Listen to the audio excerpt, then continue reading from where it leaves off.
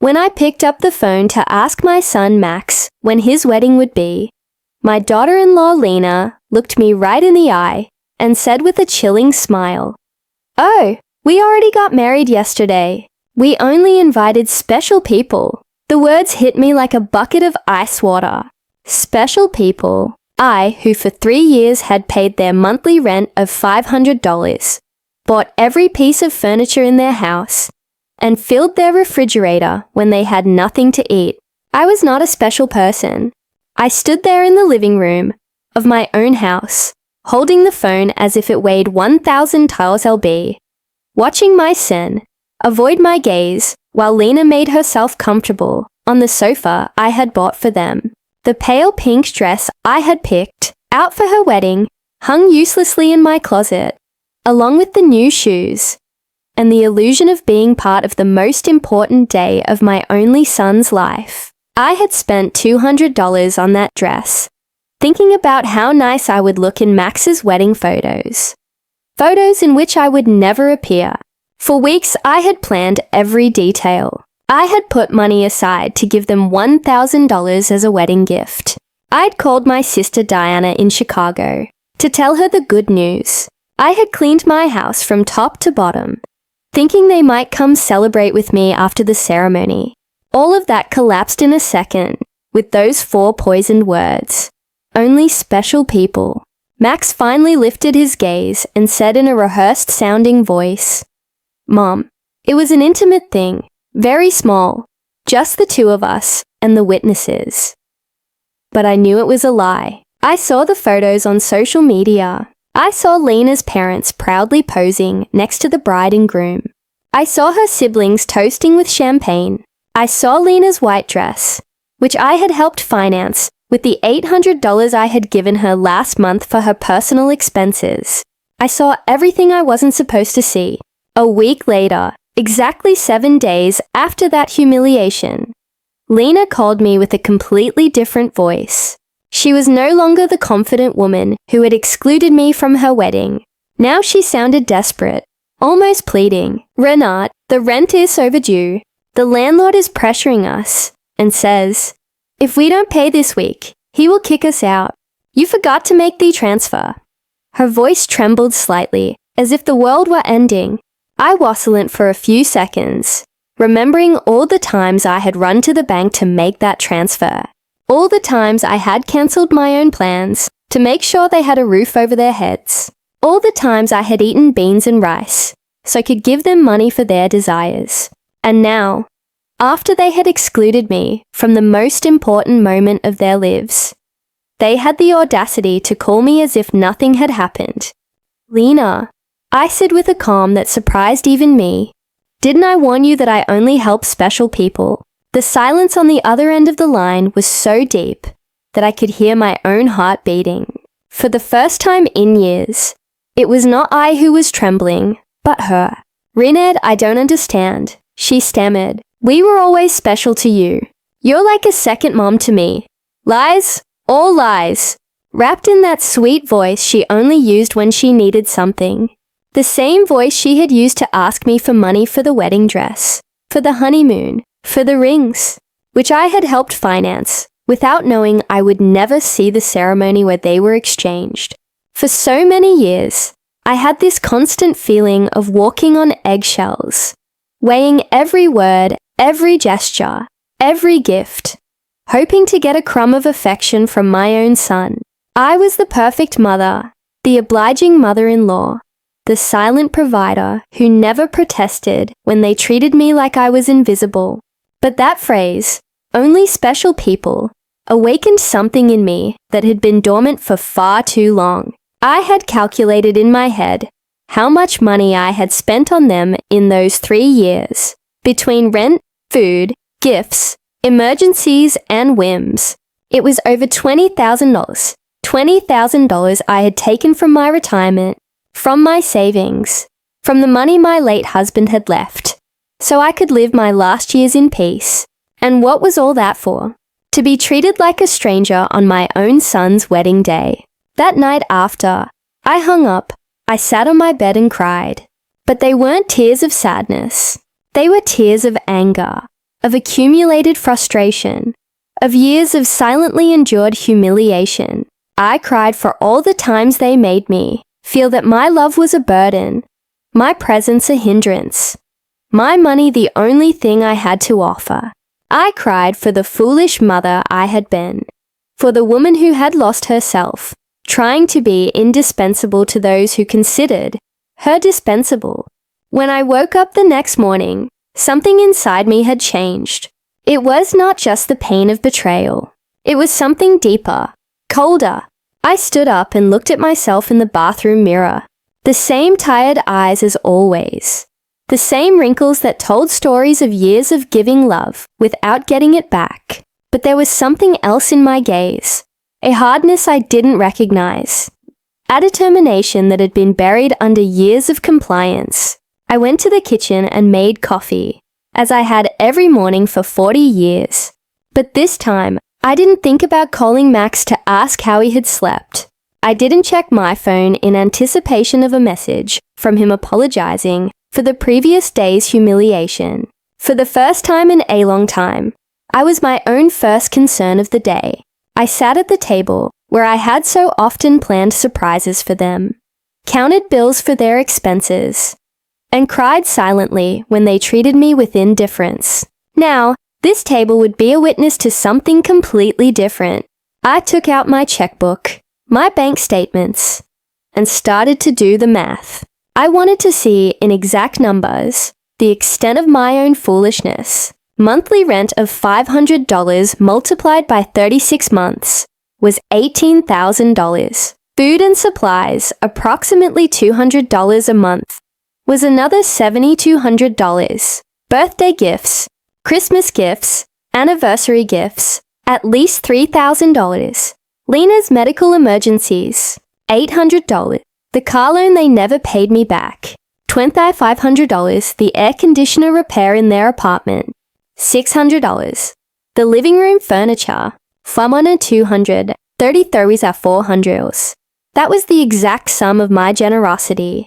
$400 I had wasted from my husband's inheritance, from my pension, from the savings I had put aside penny by penny for decades of honest work. All that money thrown out the window to keep two adults comfortable, who couldn't even pretend to respect me. The phone rang and I saw Max's name on the screen. Normally, my heart would have pounded as I ran to answer, hoping he would finally apologize and explain that everything had been a misunderstanding. But this time I let it ring once, twice, 3 times. Finally, it fell silent, and I continued drinking my coffee as if nothing had happened. 10 minutes later, it rang again. This time, it was Lena. I let it ring too.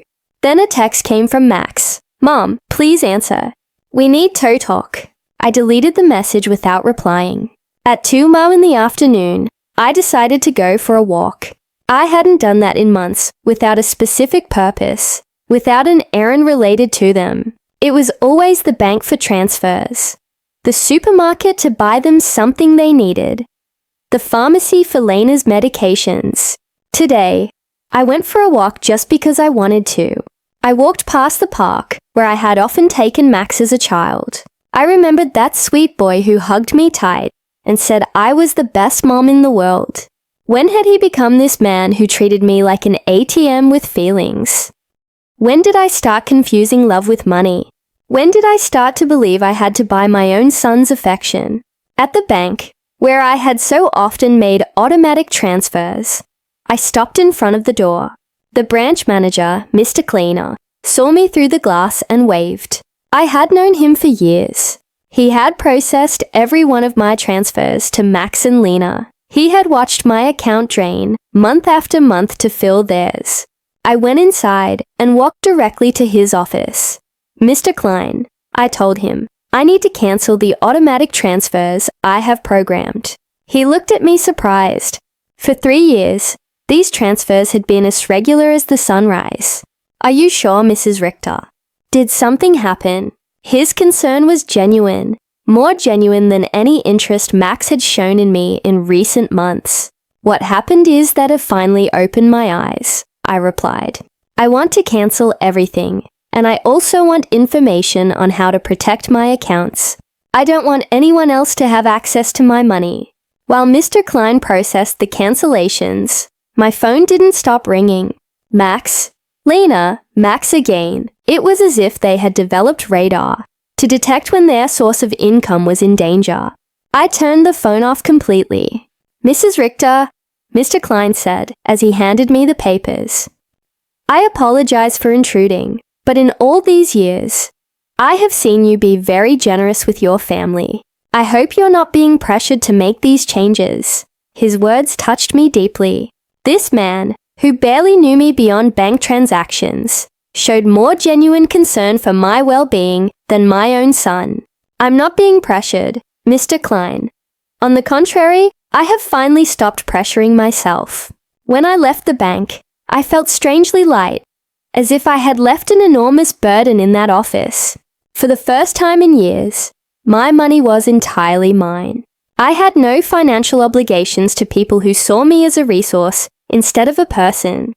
I went home and thought about all the things I hadn't done to please Max and Lena, the trips I hadn't taken to save money for them, the friends I no longer saw because I was always available for their emergencies, the hobbies I had given up because every dollar I spent on myself was $1 less for their needs.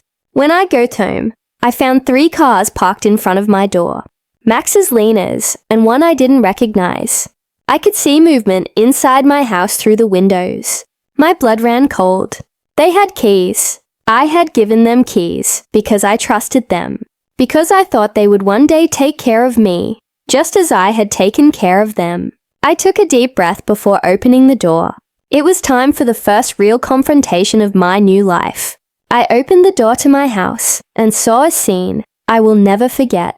Max was sitting on my sofa with his head in his hands. Lena was pacing back and forth like a caged animal, and an older man I didn't know was going through papers on my dining table. My papers, my personal documents. What is happening here? I asked in a voice that sounded louder than I expected. All 3 of them looked at me as if I were the intruder in my own house. Lena was the first to speak, and her voice had that desperate urgency I had already heard on the phone. Ranita, thank God you're here. We need to talk. Mr. Fisher is from the law firm we consulted about your situation. My situation? The question came out of Mammoth with a calm that surprised me. What situation? I'm doing perfectly fine. Max finally lifted his head and looked at me with those eyes that once belonged to an innocent child, and now only reflected financial panic. Mom, we went to the bank and they told us you cancelled all the transfers.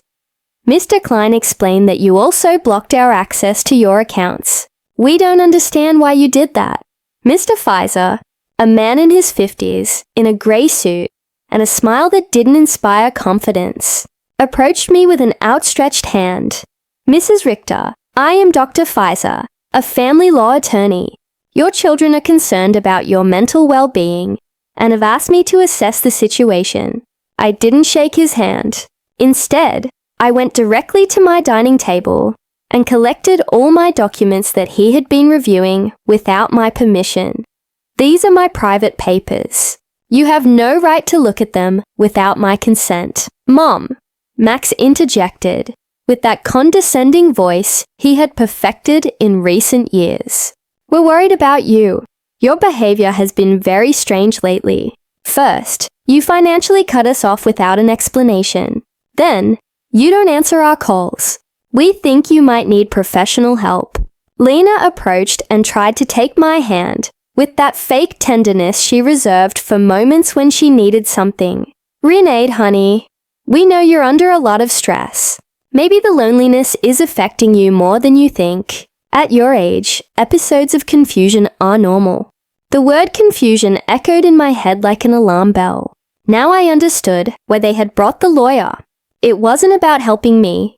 It was about declaring me mentally incompetent and taking control of my finances. The same woman who had told me they only invited special people to their wedding was now treating me like a senile old lady. I am not confused. I said with a firmness that silenced everyone. I am clearer than I have been in years, and you are going to leave my house right now. Mr. Fisher interjected with that professional voice lawyers use when they want to sound reasonable. Mrs. Richter, I understand you feel overwhelmed, but your children have a right to intervene if they believe your ability to make financial decisions is impaired. They have documented several concerning behaviors. Concerning behaviors. The laugh that came from my throat was horsaro, almost cruel. Like what? Deciding that my money belongs to me? Deciding to no longer finance the lives of two adults who treat me like trash. Lena jumped up as if I had slapped her. We never treated you badly. You are part of our family. Everything you have will belong to us one day anyway. We are just speeding up the process. There was the naked, unvarnished truth. Everything I had would one day belong to them. In their minds, I was already dead, and they were just collecting their inheritance in advance. It didn't matter if I had 70 years or 70 days left. To them, I was just an ATM with legs that had become problematic. Out, I said, pointing to the door. All three of you get out of my house. Max stood up with that angry childlike face he made when he didn't get his way. Mom, we can't just leave. We have obligations. The rent, the car payments, the credit card you co-signed for. You can't just cut us off from one day to the next. I can't. My voice rose for the first time in the entire conversation. Who says I can't? For years, I have paid rent that wasn't even in my name. I filled a refrigerator in a house where I was not welcome. I financed a life that clearly had no place for me. Mr. Fisher took a folder from his briefcase and placed it on my table. Mrs. Richter, we have prepared some documents that could facilitate this transition. A power of attorney that would allow Max and Lena to manage your finances more efficiently. This would just be temporary until you feel better. I took the folder and without even opening it, threw it directly into the trash can. The only transition that is going to happen here is yours to the front door. Lena started to cry, but they weren't tears of sadness. They were tears of frustration, of contained rage. You can't do this to us, Renaid. We were counting on you. We made plans based on your support. We bought things. We took on financial obligations because we knew we could count on you. Obligations based on my money, I replied. Not on my well-being. Not on my happiness. Not on my company. Just on my money. And now that I have decided that my money is better used in my own life, I am suddenly a confused old woman who needs legal guardianship. Max tried to approach me, but I took a step back. He was no longer the boy who ran into my arms when he had nightmares. He was a 35-year-old man who saw his mother as an obstacle between himself and a comfortable life financed by others. Mom, we made mistakes, he said, in a voice that was supposed to sound remorseful. The wedding was a misunderstanding. Lena was nervous. I was under pressure. We can fix this if you just become reasonable again. Reasonable? The word tasted bitter in my mouth. Being reasonable means continuing to pay for your life while you treat me like a stranger. It means pretending it doesn't hurt to have been excluded from the most important day of my only son's life. Mr. Fisher packed his papers with the efficiency of someone who is used to having proposals. Rejected. Mrs. Richter, this is not over. Your family has legal options. If you are indeed making irrational decisions due to mental health problems, a judge can determine that you need guardianship. His words were like a blow. I realized this was not just a manipulative family visit. It was a real legal threat. They wanted to declare me incompetent to manage my own affairs. Mr. Fisher, I said, looking him directly in the eyes, I suggest you do your research thoroughly before you threaten a 71-year-old woman who has managed her finances flawlessly for 40 years, who raised her son alone after the death of her husband, who ran a household and worked honorably until retirement, and who, until last week, financially supported 2 completely capable adults. Lena stopped crying and looked at me with a coldness that finally showed her true face. This won't stay like this, Renati. We have rights and lawyers too. Perfect, I replied. Hire all the lawyers you want. With your own money, of course. Because mine is no longer available to finance your legal tantrums. The 3 of them walked to the door with the wounded dignity of people who are not used to being told no. Before he went out, Max turned to me one last time. Mom, this is going to end very badly for you. You're going to end up alone with no one to take care of you when you really need it. Max, I said with deep sadness, but also with crystalline clarity. I am already alone. The difference is that now it's by my own choice, not by your neglect. As I closed the door behind them, I stood in my living room, surrounded by the most beautiful silence I had heard in years. It was the silence of freedom. That night, I couldn't sleep, but not out of sadness or regret, but out of adrenaline from having reclaimed control of my own life. I lay awake in bed, planning my next steps like a general preparing for a battle. If Max and Lena wanted to fight, I would give them a wear. But it would be a war I would fight with intelligence, not with emotion. At 6:00 in the morning, I was already dressed and ready to go. My first stop was the office of attorney, Mr. Weber. Am and I had met years ago when I was handling my husband's will. Unlike Mr. Pfizer, whom Max and Lena had brought, Mr. Weber had an impeccable reputation and specialized in protecting the rights of the elderly. Mrs. RTOR. He told me as I explained the situation. What your children tried to do yesterday is more common than you think. It's called elder financial abuse, and it's a federal crime. The fact that they entered your house without permission and reviewed your private documents also constitutes a violation. His words both calmed and worried me. They calmed me because they confirmed I wasn't crazy, that what had happened was truly abusive. They worried me because I realized the situation was more serious than I had thought. We have to document everything, Mr. Weber continued. Every transfer, every gift, every time they pressured you for money. We will also change your will to protect your assets from future manipulation attempts. We spent 3 hours reviewing my financial records. Mr. Weber whistled when he saw the total sum, $30,400 in 3 years. Mrs. Richter, with this money, you could have lived comfortably, traveled, and enjoyed your retirement. Instead, you completely financed the lives of 2 adults who didn't even respect you enough to invite you to their wedding. When I left Mr. Weber's office, I had a complete plan. First, I would change all the locks on my house. Second, I would install a security system with cameras to protect myself from future surprise visits. Third, I would open a new bank account at a different bank where they had no contact. And fourth, I would start living the life I had postponed for years. My next stop was the hardware store. The owner, Mr. Summer, had known me for years because I was always buying things to fix Max and Lena's apartment. This time was different. Mrs. Artur, what brings you here today? Another emergency with your son. Haste with the familiarity of a person who had silently witnessed my wasted generosity. No, Mr. Summer, this time it's for my own house. I need to change all the locks, and I want them to be of the best quality. He looked at me surprised, but asked no questions.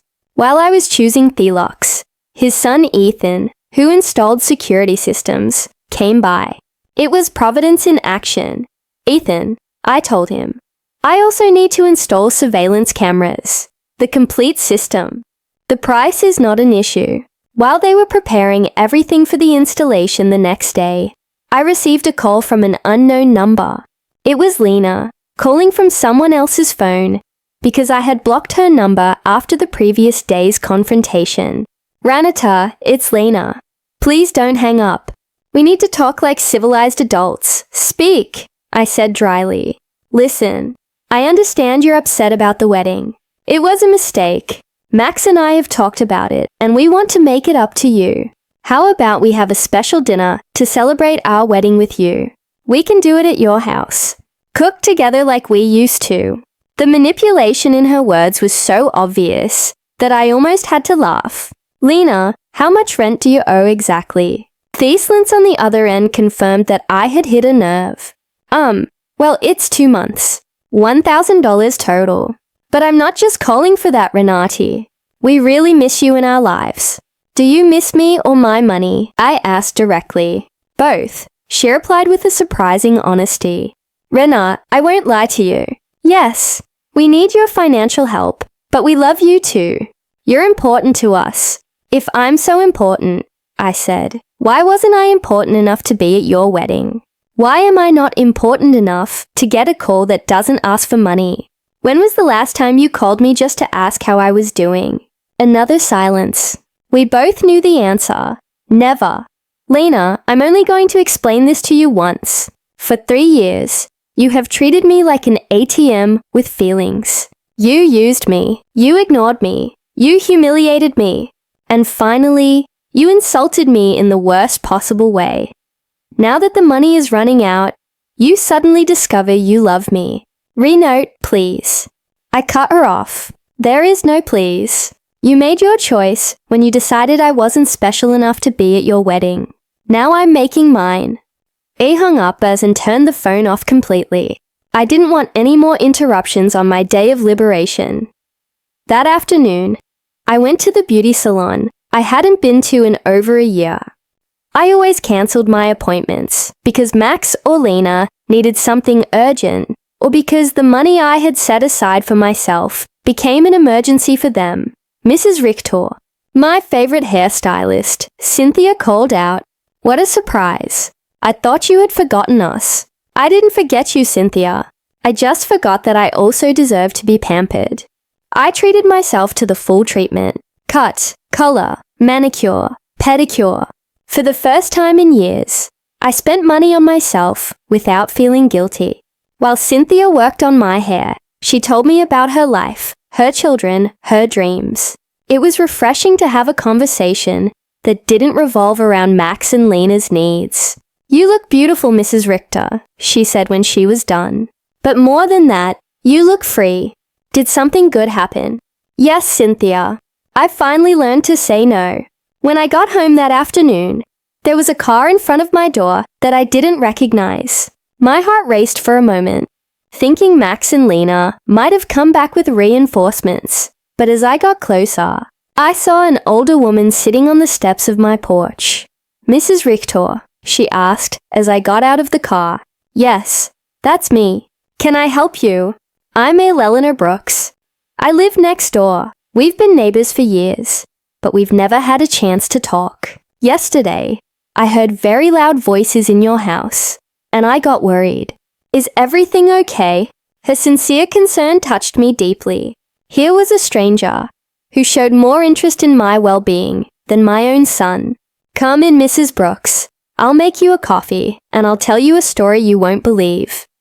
While I was making coffee, I told her the whole situation. Eleanor listened without interrupting, nodding occasionally, and when I finished my story, her eyes were filled with tears. "Mrs. Richter," she said, "you did the right thing. I went through something similar with my daughter 5 years ago. I also thought it was my duty to finance her adult life. I also believed they wouldn't love me if I didn't give them money. What happened?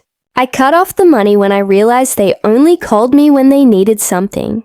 At first it was terrible. They threatened me, emotionally, blackmailed me, tried to make me feel guilty. But after 6 months, my daughter called to genuinely apologize. Now we have a real relationship based on love, not on money." Her words gave me hope and confirmed that I had made the right decision. "Do you think Max and Lena will understand one day?" "Maybe yes, maybe no," she answered honestly. "But that's no longer your responsibility, Mrs. Richter. Your responsibility now is to live your own life." That night, for the first time in 3 years, I went tubed without worrying about whether Max and Lena had money for rent, for food, for their whims. I went to bed thinking about myself, my plans, my future, and I slept better than I had in years. The next day, Ethan and Mr. Summer came at 8 a.m. in the morning to change the locks and install the security system. While they worked, my phone didn't stop ringing from unknown numbers.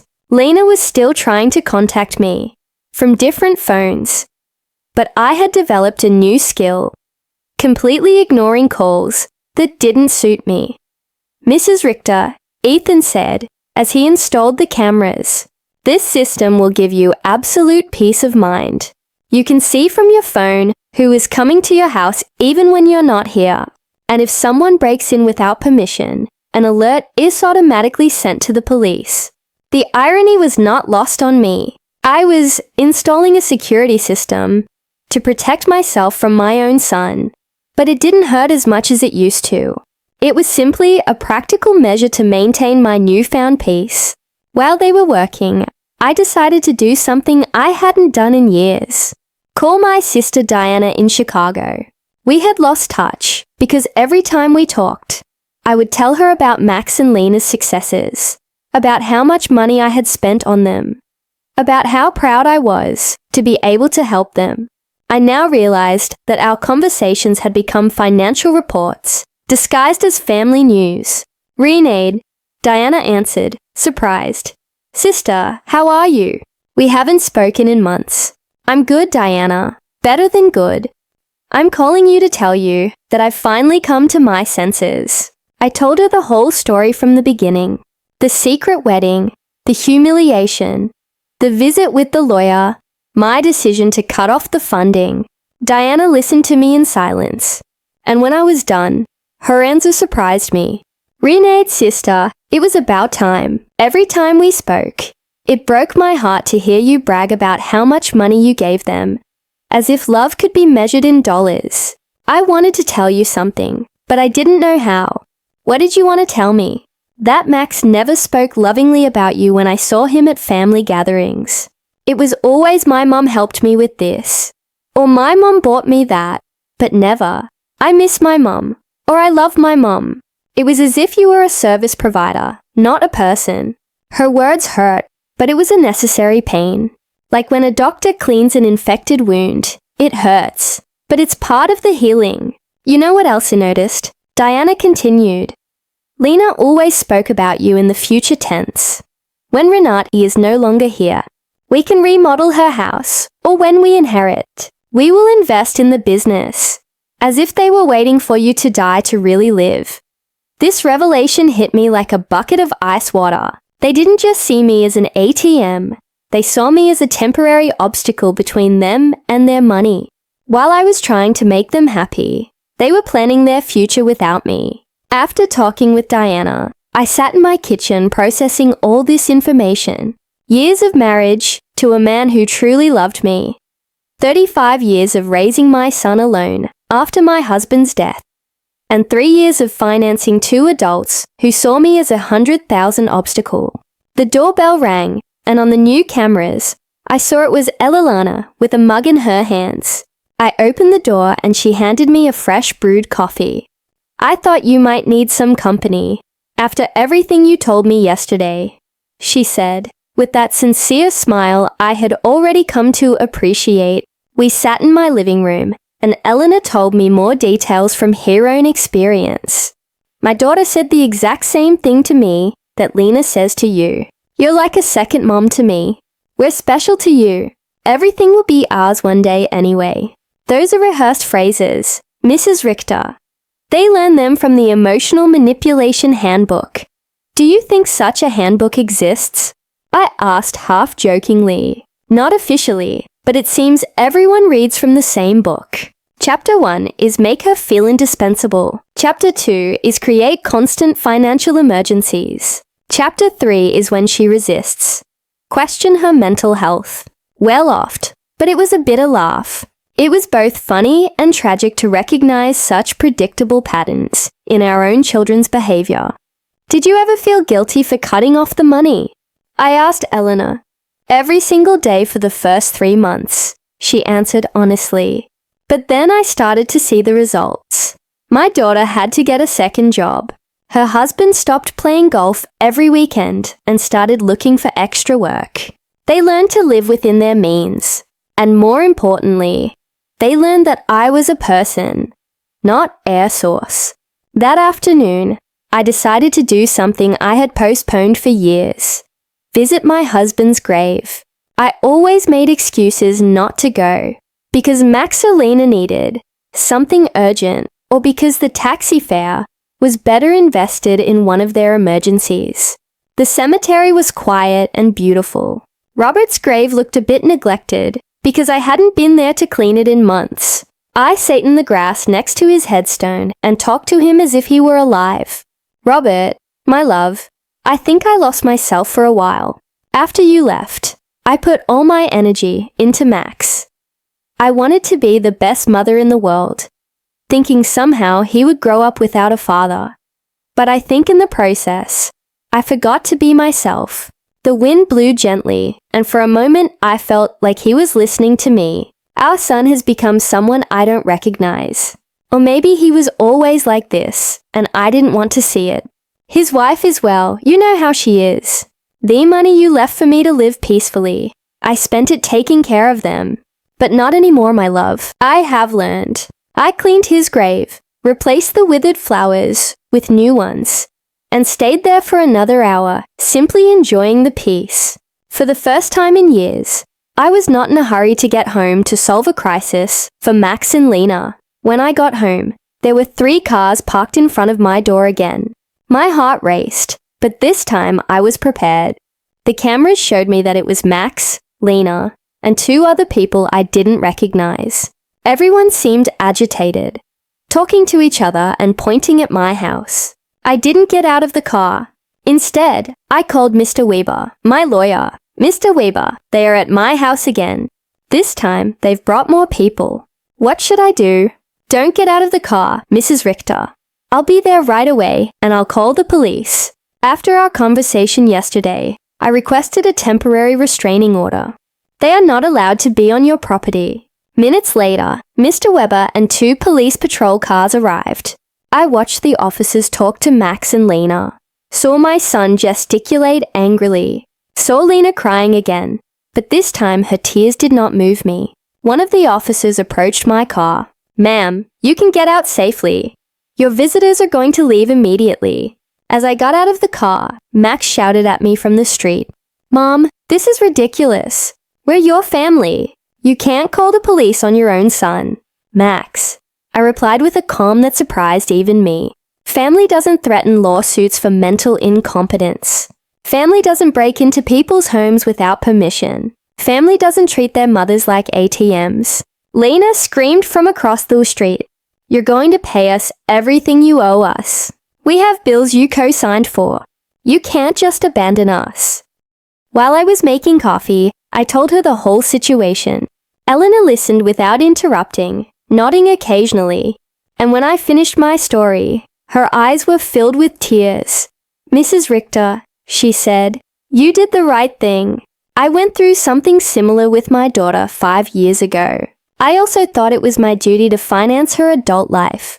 I also believed they wouldn't love me if I didn't give them money. What happened? I cut off the money when I realized they only called me when they needed something. At first it was terrible. They threatened me, emotionally, blackmailed me, tried to make me feel guilty. But after 6 months, my daughter called to genuinely apologize. Now we have a real relationship based on love, not on money. Her words gave me hope and confirmed that I had made the right decision. Do you think Max and Lena will understand one day? Maybe yes, maybe no, she answered honestly. But that's no longer your responsibility, Mrs. Richter. Your responsibility now is to live your own life. That night, for the first time in 3 years, I went tubed without worrying about whether Max and Lena had money for rent, for food, for their whims. I went to bed thinking about myself, my plans, my future, and I slept better than I had in years. The next day, Ethan and Mr. Summer came at 8 hours in the morning to change the locks and install the security system. While they worked, my phone didn't stop ringing from unknown numbers. Lena was still trying to contact me from different phones, but I had developed a new skill, completely ignoring calls that didn't suit me. Mrs. Richter, Ethan said, as he installed the cameras, "This system will give you absolute peace of mind. You can see from your phone who is coming to your house even when you're not here. And if someone breaks in without permission, an alert is automatically sent to the police." The irony was not lost on me. I was installing a security system to protect myself from my own son, but it didn't hurt as much as it used to. It was simply a practical measure to maintain my newfound peace. While they were working, I decided to do something I hadn't done in years. Call my sister Diana in Chicago. We had lost touch because every time we talked, I would tell her about Max and Lena's successes, about how much money I had spent on them, about how proud I was to be able to help them. I now realized that our conversations had become financial reports, disguised as family news. "Renade," Diana answered, surprised. "Sister, how are you? We haven't spoken in months." "I'm good, Diana. Better than good. I'm calling you to tell you that I've finally come to my senses." I told her the whole story from the beginning. The secret wedding, the humiliation, the visit with the lawyer, my decision to cut off the funding. Diana listened to me in silence. And when I was done, her answer surprised me. "Renade, sister, it was about time. Every time we spoke, it broke my heart to hear you brag about how much money you gave them, as if love could be measured in dollars. I wanted to tell you something, but I didn't know how. What did you want to tell me?" "That Max never spoke lovingly about you when I saw him at family gatherings. It was always my mom helped me with this, or my mom bought me that, but never, I miss my mom, or I love my mom. It was as if you were a service provider, not a person." Her words hurt, but it was a necessary pain. Like when a doctor cleans an infected wound, it hurts, but it's part of the healing. "You know what else I noticed?" Diana continued. "Lena always spoke about you in the future tense. When Renate is no longer here, we can remodel her house, or when we inherit, we will invest in the business, as if they were waiting for you to die to really live." This revelation hit me like a bucket of ice water. They didn't just see me as an ATM, they saw me as a temporary obstacle between them and their money. While I was trying to make them happy, they were planning their future without me. After talking with Diana, I sat in my kitchen processing all this information. Years of marriage to a man who truly loved me. 35 years of raising my son alone after my husband's death. And 3 years of financing 2 adults who saw me as a 100,000 obstacle. The doorbell rang, and on the new cameras, I saw it was Elalana with a mug in her hands. I opened the door and she handed me a fresh brewed coffee. "I thought you might need some company after everything you told me yesterday," she said, with that sincere smile I had already come to appreciate. We sat in my living room, and Eleanor told me more details from her own experience. "My daughter said the exact same thing to me that Lena says to you. You're like a second mom to me. We're special to you. Everything will be ours one day anyway." Those are rehearsed phrases, Mrs. Richter. They learn them from the Emotional Manipulation Handbook. "Do you think such a handbook exists?" I asked half-jokingly. "Not officially, but it seems everyone reads from the same book." Chapter 1 is Make Her Feel Indispensable. Chapter 2 is Create Constant Financial Emergencies. Chapter 3 is When She Resists. Question her mental health. Well oft, but it was a bitter laugh. It was both funny and tragic to recognize such predictable patterns in our own children's behavior. "Did you ever feel guilty for cutting off the money?" I asked Eleanor. "Every single day for the first 3 months," she answered honestly. But then I started to see the results. My daughter had to get a second job. Her husband stopped playing golf every weekend and started looking for extra work. They learned to live within their means. And more importantly, they learned that I was a person, not air source. That afternoon, I decided to do something I had postponed for years. Visit my husband's grave. I always made excuses not to go, because Max or Lena needed something urgent, or because the taxi fare was better invested in one of their emergencies. The cemetery was quiet and beautiful. Robert's grave looked a bit neglected because I hadn't been there to clean it in months. I sat in the grass next to his headstone and talked to him as if he were alive. Robert, my love, I think I lost myself for a while. After you left, I put all my energy into Max. I wanted to be the best mother in the world, thinking somehow he would grow up without a father. But I think in the process, I forgot to be myself. The wind blew gently, and for a moment I felt like he was listening to me. Our son has become someone I don't recognize. Or maybe he was always like this, and I didn't want to see it. His wife is well, you know how she is. The money you left for me to live peacefully, I spent it taking care of them. But not anymore, my love. I have learned. I cleaned his grave, replaced the withered flowers with new ones, and stayed there for another hour, simply enjoying the peace. For the first time in years, I was not in a hurry to get home to solve a crisis for Max and Lena. When I got home, there were 3 cars parked in front of my door again. My heart raced, but this time I was prepared. The cameras showed me that it was Max, Lena, and 2 other people I didn't recognize. Everyone seemed agitated, talking to each other and pointing at my house. I didn't get out of the car. Instead, I called Mr. Weber, my lawyer. Mr. Weber, they are at my house again. This time, they've brought more people. What should I do? Don't get out of the car, Mrs. Richter. I'll be there right away, and I'll call the police. After our conversation yesterday, I requested a temporary restraining order. They are not allowed to be on your property. Minutes later, Mr. Weber and 2 police patrol cars arrived. I watched the officers talk to Max and Lena, saw my son gesticulate angrily, saw Lena crying again, but this time her tears did not move me. One of the officers approached my car. Ma'am, you can get out safely.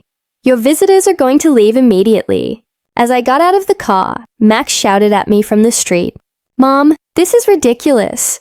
We're your family. You can't call the police on your own son. Max, I replied with a calm that surprised even me. Family doesn't threaten lawsuits for mental incompetence. Family doesn't break into people's homes without permission. Family doesn't treat their mothers like ATMs. Lena screamed from across the street. You're going to pay us everything you owe us. We have bills you co-signed for. You can't just abandon us. Like this, Mr. Weber interjected. Mrs. Brooks, any future communication must be through my office, and I suggest you consult with an attorney before making collection threats, because my client has full documentation of all the payments she voluntarily made for 3 years. I watched them drive away in their cars, defeated, but not giving up. I knew this wasn't over, but for the first time in this situation, I felt confident. I had professional help. I had emotional support from Eleanor, and more importantly, I had mental clarity about what was right and what was wrong. That night, Eleanor invited me to her house for dinner. I met her daughter who was visiting, and I was able to see with my own eyes what a healthy family relationship looked like. They spoke respectfully to each other, asked sincerely about each other's lives, and laughed together. The daughter didn't ask for money once the entire evening. I wanted that with Max too. I confessed to Eleanor after her daughter had left. And maybe you'll get it one day, she replied. But first, he has to learn that you are a person who deserves a respect, not just a source of income. For the first time in weeks, I went to bed feeling hopeful about the future. The next few days were strangely peaceful. The surveillance cameras showed me that Max and Lena were driving past my house several times a day. Sometimes slowly, sometimes they parked for a few minutes, but without getting out. It was as if they were studying my routine, looking for the perfect moment for their next move. Mr. Weber had advised me to document every one of these visits, so I kept a detailed log with the date and time. Their persistence will work in our favor, he had said. Every time they show up after we've told them not to approach, it strengthens our case for a permanent restraining order. On Friday morning, I was calmly having breakfast when the doorbell rang. The cameras showed me a very well-dressed young woman with a folder in her hands and a professional smile. I didn't recognize her, but something about her posture told me it was not a social visit. "Good morning, Mrs. Renati Richter," she said as I opened the door. "I am a social investigator from the Office of Senior Services. We have received a report that you may be in an at-risk situation, and we need to conduct a wellness check." My blood ran cold. Max and Lena had escalated the situation. It was no longer just threats from private lawyers. Now they had involved the government. "Can I see your ID?" I asked, trying to stay calm. "Of course." She showed me an official ID that looked genuine. "I am social worker Mrs. Schmidt. Can I come in and talk to you?" I let her in, knowing that a refusal would have been worse for my case. Mrs. Schmidt sat down in my living room and took a form out of her folder. "Mrs. Richter, we have received reports that you have shown significant changes in your financial behavior, that you have cut off communication with your family, and that you have shown signs of paranoia by installing unnecessary security systems. We were also told that you have refused medical and legal help from your loved ones." Every word had been carefully chosen to make me sound like a mentally disturbed old woman. I recognized Lena's handwriting in the wording. She had always been skilled at manipulating words to get what she wanted. "Miss Schmidt," I said with all the dignity I could muster, "I would like to call my lawyer before answering any questions." "Ma'am, this is not a legal interrogation. It's a wellness check. If you have nothing to hide, it should not be a problem to speak with me." The phrase, "if you have nothing to hide," infuriated me. It was the same logic abusers used to justify their invasions. If you're innocent, you shouldn't complain about your privacy being violated. "Miss, I'm calling my lawyer. You can wait here or come back another day. But I will not answer any questions without legal representation present." I called Mr. Weber, and he was there within 20 minutes. When he came in and saw the social worker, his expression hardened.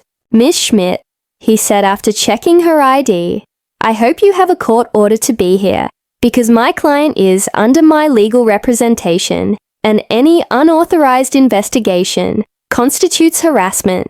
"Sir," Mrs. Schmidt replied with less confidence than before, "we have reports from concerned family members about the lady's well-being. It's our duty to investigate." "What family?" Mr. Weber asked dryly. "The same family that tried to get her to sign a power of attorney without representation. The same family that broke into her house without permission and checked her private documents. The same family that excluded her from important events while living off her money." Mr. Weber took a folder from his briefcase and placed it on the table. "Here, I have complete documentation of my client's financial and emotional abuse, $3,400 that were withdrawn from her accounts in 3 years. Systematic social exclusion and emotional blackmail. If someone needs to be investigated here, it is not my client." Mrs. Schmidt reviewed the documents with growing discomfort. It was obvious that the information she had been given did not match the reality she had in front of her. "Mrs. Artur," she said finally, "can you explain to me why you so abruptly stopped financial support for your son?" "Because I finally discovered they were using me," I replied simply. "Because I realized that to them, I wasn't a mother, but a bank account. Because I was tired of financing the lives of people who saw me as an obstacle." "But don't you feel it's your responsibility to help your family?" The question outraged me, Miss Schmidt. My responsibility as a mother was to raise my son until he was 18, to educate him, and to give him the tools to be an independent adult. My son is 35 years old, married, and perfectly capable of supporting himself. Financing his adult life is not my responsibility. It is my choice, and I have chosen not to do so anymore," Mr. Weber interjected. "Miss Schmidt, would you consider it normal for a 35-year-old adult to be unable to pay his own rent without the help of his 71-year-old mother?" Mrs. Schmidt did not answer right away. I could see she was re-evaluating the entire situation. Mrs. Richter, she asked after a moment, do you manage your own finances completely?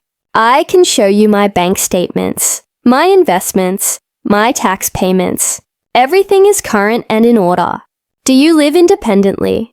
As you can see, I keep my house clean. I take care of myself physically. I drive my own car. I have healthy social relationships with my neighbors. Do you take any medication? Just vitamins and occasionally aspirin. I don't have any medical conditions that require medication. Mr. Weber added, my client has just undergone extensive medical exams as part of our legal process. She is in perfect mental and physical condition. Mrs. Schmidt closed her folder inside.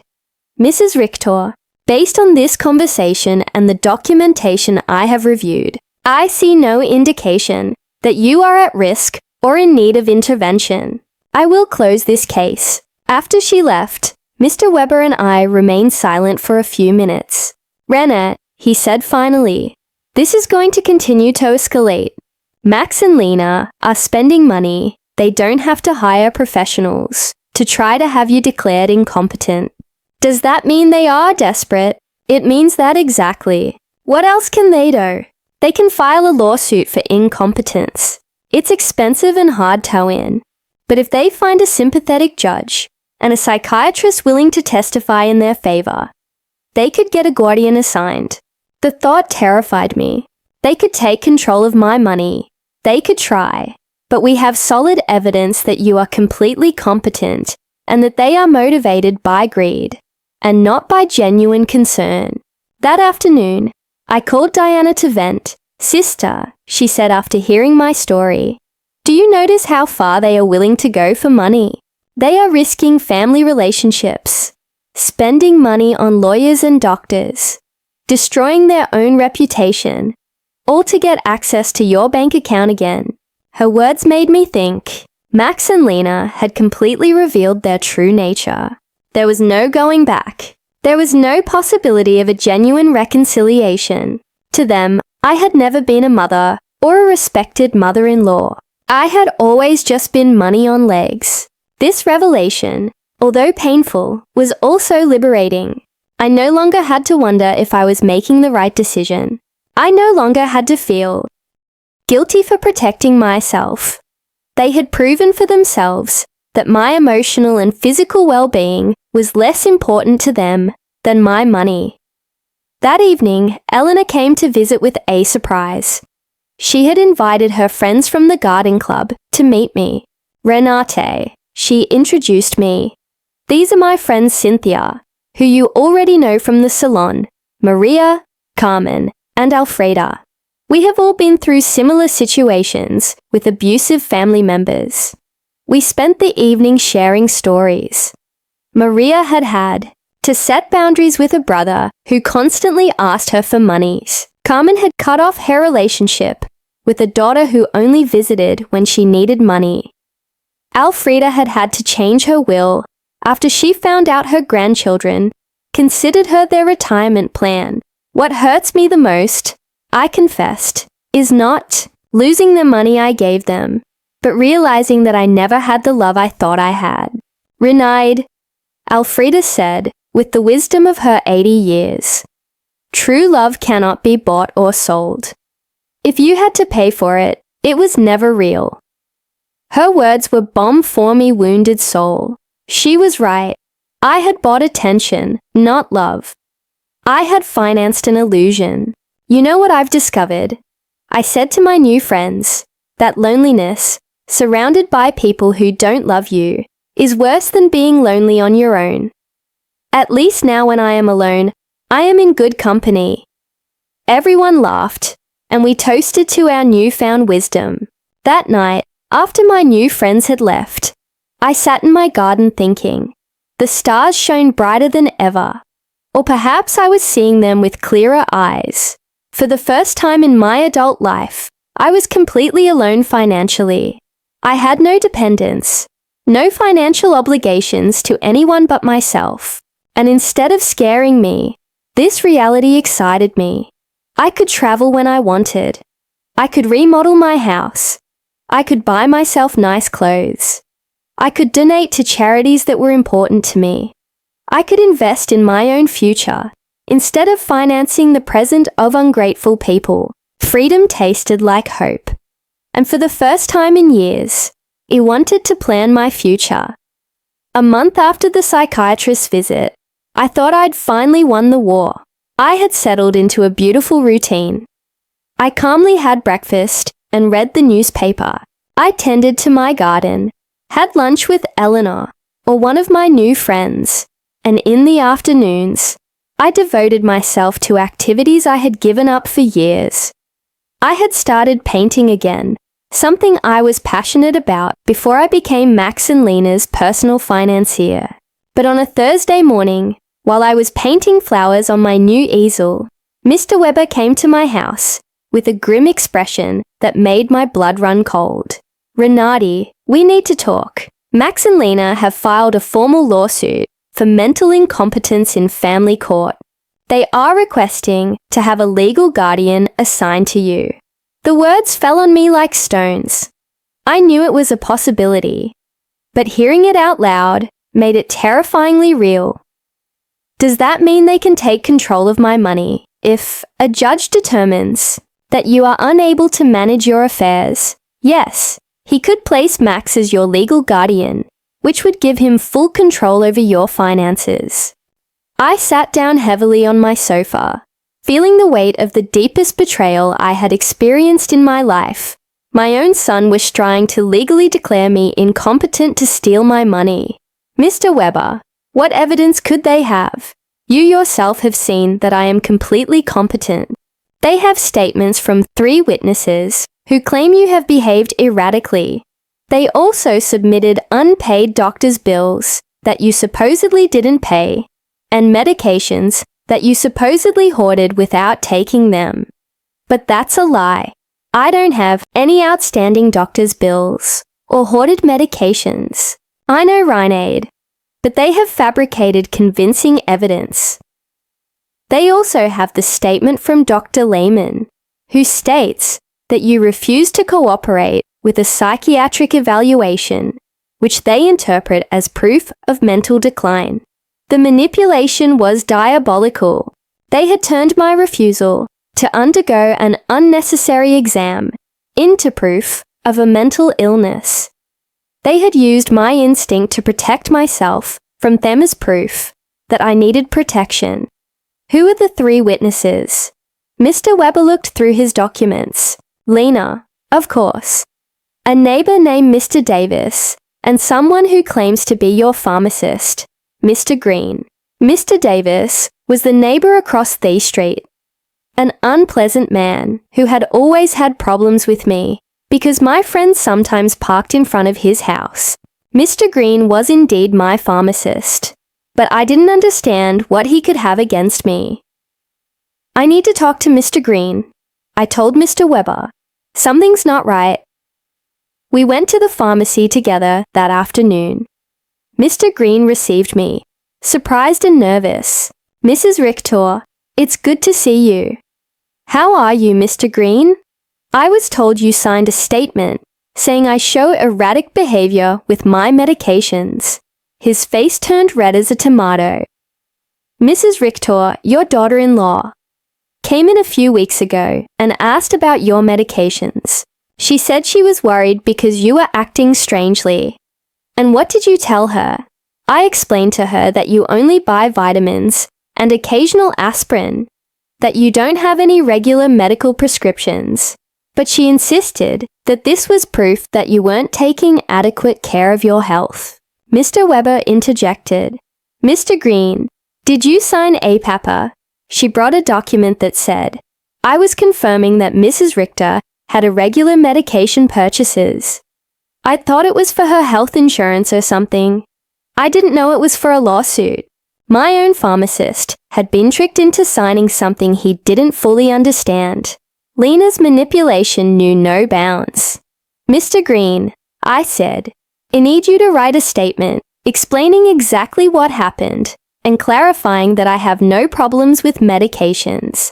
"Of course." Mrs. Richter, I am terribly sorry for this misunderstanding. After the pharmacy, we went to confront Mr. Davis. When we knocked on his door, he received us with obvious hostility. What do you want, Mr. Davis? Mr. Weber said, I understand you signed a statement about my client's behavior. And you're right, I did.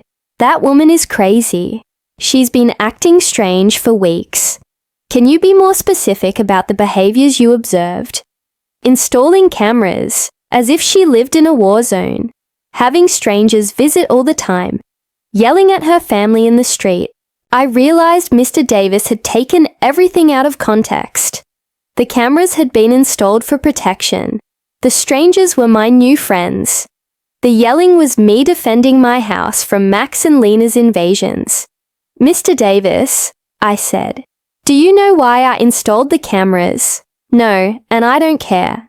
To protect myself from my son and daughter-in-law who broke into my house without permission and threatened me. That's what a crazy person would say, he applied cruelly. There was no way to reason with him. His statement was based on superficial observations, maliciously interpreted. That evening, Mr. Weber and I sat down to plan our defense. Renati, we need our own psychiatric evaluation. I have a colleague, Dr. Moore, who is an expert in assessing mental capacity. She can officially confirm that you are completely competent. What if Max and Lena have bribed the judge? What if none of this matters? Because they have already decided to declare me incompetent. Renade, the legal system is not perfect, but it's not completely corrupt either. We have solid evidence of your mental competence and their financial motivations. We are going to fight this. The next day, I went to my appointment with Dr. Moore. She was a woman in her 50s, with kind but astute eyes. Mrs. Richter, I'm going to ask you a series of questions and tests to assess your mental capacity. Take your time and answer honestly. For 2 hours, she asked me questions about my memory, my reasoning ability, my financial understanding, my emotional health. She also gave me cognitive tests and asked me to solve mathematical and logical problems. Mrs. Richter, she said at the end, your results are well above average for your age. You are not only mentally competent, but your cognitive function is excellent. Doctor, why do you think my family is doing this? Based on what you've told me and the documents I've reviewed, this seems to be a classic case of elder financial exploitation. Unfortunately, it's more common than people think. I left the consultation feeling validated, but also sad.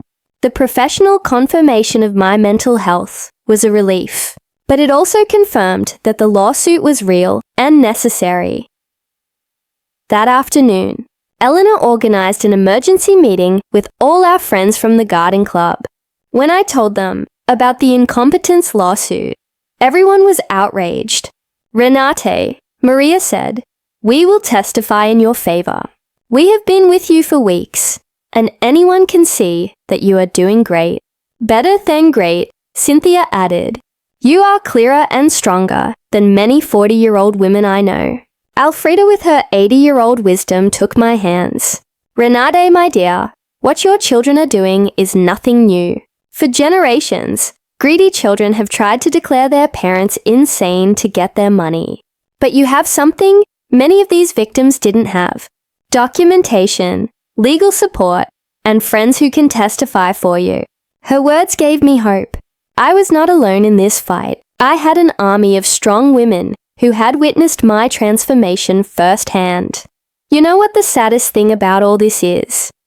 I said that Max and Lena are willing to destroy any future possibility of reconciliation for money. Even if I were willing to forgive everything so far, there's no going back from this. And maybe that's for the best, Cynthia replied.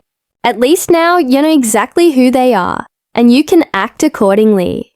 That night, for the first time since this nightmare began, I really cried, not out of sadness but out of grief. I said my final goodbye to the son I thought I had, to the dream of a loving family, to the illusion that unconditional love was reciprocated. But something new also emerged within me, an iron determination not to let myself be stripped not only of my money, but also of my dignity and my freedom. The war had officially begun, but I was ready to fight. The trial came 3 weeks later. I woke up early, put on my best black suit, and looked at myself in the mirror with a determination I had never felt before. Today, not only my mental capacity would be judged, my dignity as a person, my right to live free from abuse, my value beyond my bank account would be judged. Mr. Weber came at 7 in the morning to go over our strategy one last time. Renate, remember, the burden of proof is on them. They have to prove that you are incompetent. We just have to show that you are not. And what if the judge is already biased? Judge Miller has a reputation for being fair. I researched his past cases, and he doesn't automatically favor families. He is dedicated to protecting the rights of the elderly. We arrived at the courthouse at 9 in the morning. In the hallway, I saw Max in a new suit that he probably bought for the occasion, and Lena dressed in black, as if she were at a funeral. Maybe it was the funeral of our family relationship. When our eyes met, Max avoided my gaze, but Lena held my gaze with a coldness that confirmed that for her, this was just a business transaction. Their lawyer was San, older, elegant man with the kind of confidence that comes from winning similar cases before. When he began his opening statement, his strategy was clear: to portray me as a confused old woman who had been manipulated by strangers to alienate me from my loving family. Your Honor, he said in a solemn voice, Mrs. Renate Richter has shown a clear mental decline in recent months. She has cut off all financial support for her family without a rational explanation. She has installed unnecessary security systems due to paranoia and has isolated herself from her loved ones under the influence of neighbors and lawyers who are, obviously, taking advantage of her vulnerable situation. Every word had been carefully chosen to make my self-empowerment sound like dementia and my freedom sound like external manipulation. Then they called their witnesses. Lena was the first to testify, and her performance was Oscar-worthy. She cried as she described how I had completely changed, how I had become hostile and paranoid, how I had isolated myself from the family that loved me. Your Honor, she said in a trembling voice, Renate has always been like a second mom to me. Seeing her mental decline has been devastating. We just want to help her get the care she needs. Lies wrapped in convincing tears. When Mr. Weber cross-examined her, the cracks in her story began to become visible. Mrs. Schuster, can you tell the court when was the last time you called my client without asking for money? Lena stammered. Well, we always talked about many things. Can you give me a specific date? I don't remember exact dates. Is it true that you and your husband got married without inviting my client? It was a very small ceremony. Is it true that when my client asked about the wedding, you told her that you had only invited special people? Lena's face turned red. Those words were taken out of context. What would be the right context to tell your mother-in-law that she is not a special person? She couldn't answer convincingly. Max was next, seeing him on the witness stand, swearing to tell the truth, while preparing to lie about my mental health, was one of the most painful moments of my life. This was the boy I had raised alone, the one I had dedicated my entire life to. My mom has always been very generous with us, he testified. But lately, she's become erratic and irrational. We believe she is being manipulated by people who are taking advantage of her. When Mr. Weber cross-examined him, the mask fell completely. Mr. Richter, how much money have you received from your mother in the last 3 years? I don't know the exact amount. Does $33,400 sound about right? Maybe she's always been generous. And how many times have you visited your mother without asking her for money?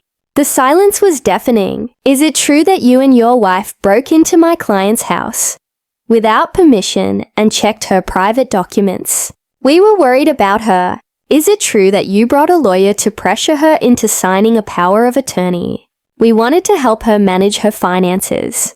Do you at 35 years old need the help of your 71-year-old mother to pay your rent? Max couldn't answer with dignity. Mr. Davis testified about my supposed erratic behaviors. But when Mr. Weber asked him for details, he admitted that he had never spoken to me directly and that all his information was based on superficial observations. Dr. Lehman testified that my refusal to undergo an evaluation was proof of mental decline, but Mr. Weber submitted the documentation of our evaluation with Dr. Moore, which completely refuted his conclusions. Then it was our turn. Mr. Weber first called Mr. Green, my pharmacist, who explained how he had been tricked into signing a statement that distorted my medication buying habits.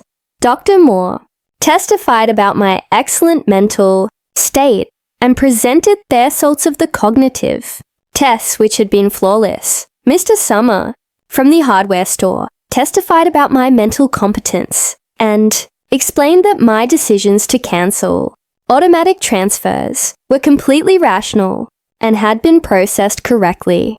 Eleanor and my friends from the garden club testified about my clarity, my newfound vitality, and my ability to maintain healthy social relationships. Finally, it was my turn to testify. I stood up with dignity and walked to the witness stand, feeling the weight of 71 years of experience, of wisdom gained through pain, of strength discovered in adversity. Mr. Weber guided me through my testimony, letting me tell my whole story. The $33,400 spent in 3 years, the humiliation of being excluded from the wedding, the constant emotional manipulation, the violation of my privacy, the legal threats. Mrs. Richter, Mr. Weber finally asked, "Why did you decide to stop financial support for your son and daughter-in-law?" Because I finally understood that what I was getting from them was not love. I replied in a clear, loud voice. It was a commercial transaction, disguised as a family relationship. My money was welcome, but I as a person was not. Do you regret your decision? I only regret that it took me so long to make it. Max's lawyer tried to make me appear confused during his cross-examination, but I answered every one of his questions with clarity and precision. When he tried to imply that my new friendships had manipulated me, I explained to him that for the first time in years, I had relationships based on mutual respect and not on financial interest. In his closing argument, Max's lawyer insisted that I was a victim of external manipulation. Mr. Weber's rebuttal was devastating. Your Honor, what we have seen here is not the case of an incompetent old woman, but that of a woman who has finally found the strength to free herself from years of financial and emotional abuse. The plaintiffs have presented no real medical evidence of mental incompetence. What they have presented is frustration because their source of income has decided to exercise her legal and moral right to protect her own resources. Judge Miller retired to deliberate for 2 hours that felt like 2 years. When he came back, his expression was serious but clear. After reviewing all the evidence presented, he began, "It is obvious to this court that Mrs. Renee Richter is in full possession of her mental faculties. Professional psychiatric evaluations confirm her cognitive competence. Her financial decisions, as painful as they may be for her family, are completely rational and within her rights." My heart began to beat faster. Furthermore, the judge continued, "The evidence suggests that this lawsuit is motivated by financial interest rather than by genuine concern for Mrs. Richter's well-being. The court completely denies the request for guardianship. I had won. I had not only won the lawsuit, but also my freedom, my dignity, my right to live free from the abuse of those who supposedly loved me." When we left the courthouse, I saw Max and Lena talking angrily with their lawyer. Lena gave me a look of pure hatred before she walked away. Max looked at me one last time, and for a second, I saw something that could have been regret, but it was already too late. That night, Elena organized a celebration at my house with all our friends. We toasted to justice, to freedom, to the sisterhood of strong women who support each other. Ranada, Alfreda told me, "Today, you didn't just win a trial. You won back your life." She was right. For the first time in years, the future was completely mine. I could travel. I could love. I could create. I could live without fear, without guilt, without manipulation. 3 months later, I sold my house and moved to a beautiful apartment near the city center.